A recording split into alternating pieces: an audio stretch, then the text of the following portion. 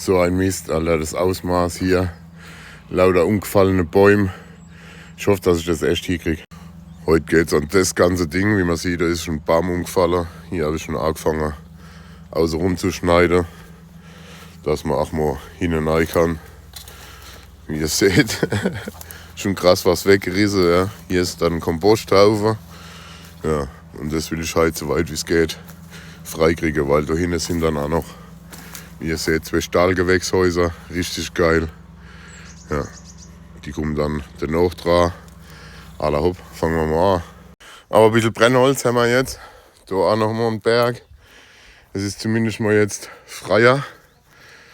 Ja, für heute ist mir jetzt zu heiß, bin ich ganz ehrlich. Morgen geht's weiter. Und wenn ihr mich auf dem Weg begleiten wollt, dass es hier endlich mal ein bisschen vorwärts geht, nehmt euch ganz Plus. Seid immer dabei. Ich bin jetzt auch ein bisschen live, könnt auch gerne vorbeikommen. Ich würde mich freuen, gell? Euer Pelzer, Saludo.